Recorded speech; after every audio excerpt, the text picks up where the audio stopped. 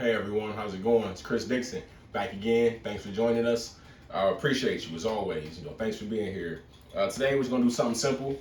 Just making a salad dressing. Okay, so today the ingredients are roasted red pepper. That's the main component of the salad dressing today. I know that's something you don't usually see. And the reason is, roasted red peppers, they're a little on the expensive side. So most people don't use them for a dressing. They use them for something good like, they use them in the mirepoix or, inside an omelet or, do something crazy with them. But a lot of people won't use them inside of a dressing that's mainly composed of roasted red pepper. Especially if you go out to a restaurant, they'll charge you crazy to make a dressing that was roasted red pepper based, but we can do it here, do it at home. Make anything you can out of a dressing. It just adds more flavor to life, especially if you're one of those people who try to be on the healthier side. It's definitely healthy for sure. You go to the store, you get salad dressings there, and they have all of those chemicals and balancers in them and make sure they're shelf stable, which is understandable. We live in a society where we need things to be convenient, so I understand it. I'm not hating on those guys. They're doing what they have to do, but you can put the power in your own hand. As I said before, and get creative, do your own thing. Just be you. Yeah. Nobody steal that. That's mine. All right. So I roasted off about 3 peppers. I'm gonna take 2 and a juice and put them in here. Okay. I'm gonna use the other one for something else a little later. You'll see that. You'll see that later. Okay. Just throw that to the side. Okay. So that's all roasted red pepper. 2 it just depends on the size. 2 big ones, 3 smaller ones, whatever you got. Okay. So 2 roasted red peppers, roasted off, skinned, seeded, and then the pepper and the juice from the pepper, bam, all in there. We're also going to take fennel, roasted fennel off. Okay, put fennel in there as well. That's going to add more depth to it as well, add more character to the dressing as well. Another thing that gives you, leisure and control doing it at home.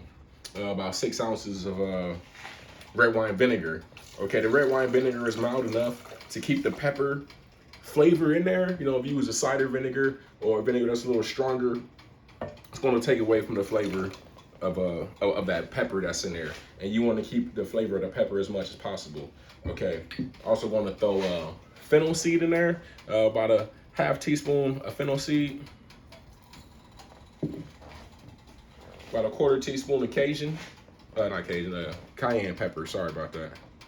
Got my mind somewhere else right now. I'm going crazy. Okay, about a half tablespoon of salt.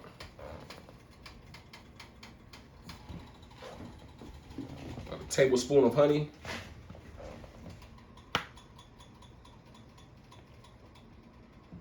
And that honey is going to help bind it. It's going to help thicken it so it's not very liquidy. You know what I'm saying? It's going to act as if it was a mustard or, a Dijon mustard or something like that. It's going to help that emulsification process. It's going to help the oil and the vinegar, kind of bind together and make it, like I said, not as liquidy. Okay, so bam, bam, bam, all in there. Then we're going to take about a half tablespoon of cilantro, throw that in there. Then we're going to add a little more cilantro at the end, just so you can see the whole leaves in there. The reason of pureeing it in there with it is so that flavor is definitely all throughout and it blends in with all the other flavors that are in there. And we're going to use extra virgin olive oil. That's right, roasted red pepper, roasted fennel, and extra virgin olive oil. Things you won't usually see if you was to go to a restaurant, all right? Bam. So go ahead and give this a twirl. Blend this up. You could also use a stick blender as well.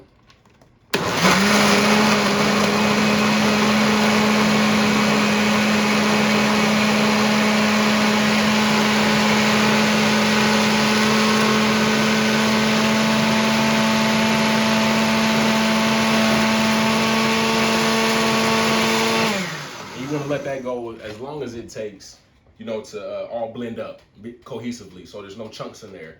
Unless you want to eat chunks in your dressing, whatever, do your thing, it's you. But I definitely want to make sure it's all pureed up so it's nice and smooth. In your salad, the main flavor, the component that's giving you the flavor is your salad dressing. If you can use vinegar and oil if you want to, that's completely fine. And Like I said, olive oil, vinegar, that's fantastic. And also lemon, olive oil, vinegar, lemon on your salad. That's great. You can do that. It's very healthy. You know what I'm saying? But this, you know, is a different flavor. You know, more components to it. Still healthy. You know, like I said, if you do puree it all the way up, you want to get those chunks in there. You know, and be a lot smoother. You know, and that's where all your flavor is coming from. Is that dressing. So make sure that you're using something that's flavorful, or like I said before, if you want to do the olive oil and vinegar, which is cool, which is more mild, but I like to have a very flavorful dressing, me personally. So I use all the components that I can to make my dressing as flavorful as possible. Hold up, stay right there. I forgot, I need to get a lime. Stay right there, 1 second.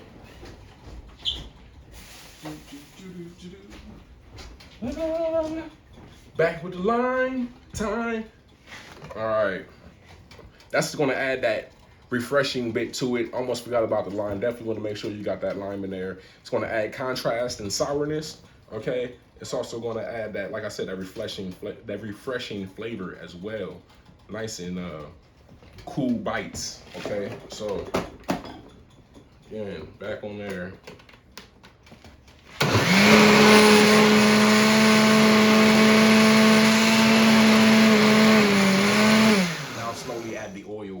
Slowly add the oil because that's going to help the emulsification process. If you don't want it to emulsify, you know, if you want it to be, if you want it to separate, that's fine. Some people like the dressing, you know, where it separates a little bit. You get a little vinegar flavor here, you get a little bit of seasoning over there. But me, I want the vinegar and the seasoning, everything to be together in one bite. That's the reason I want my dressing to be emulsified when I make a vinaigrette. Okay, so here we go. Oil.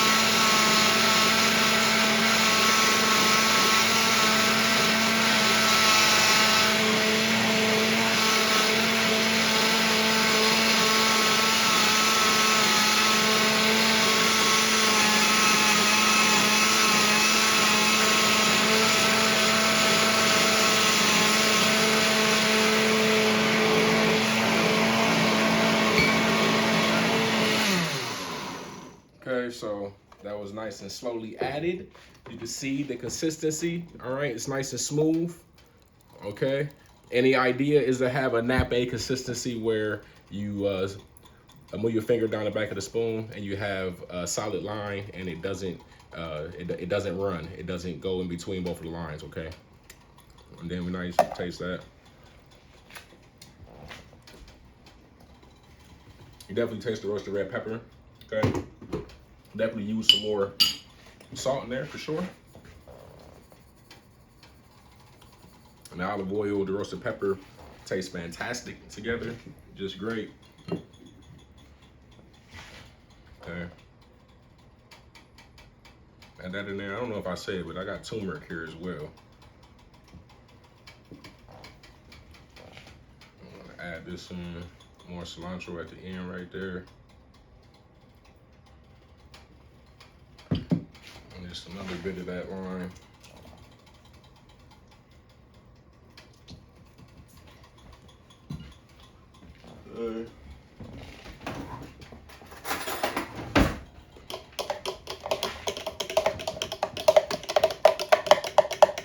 Not even gonna blended that last time. So I want that cilantro. I want to be able to see that cilantro in there. Okay. Want to give that color note to it. It's going to finish it off with that cilantro flavor. It's going to add that extra flavor in there.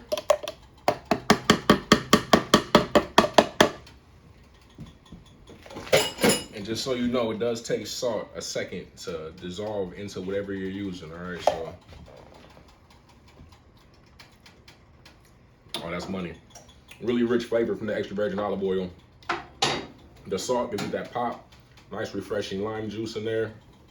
That cilantro, good finisher. And then just like roasted pepper, man. It's like such a good flavor. Any type of salad that you could think of, it'd go great on there. Especially any type of lighter salad, anything. It's definitely what you need. Remember, get creative in your kitchen. Do things different. You know, be creative. Be who you want to be. And see you next time. All right, take care.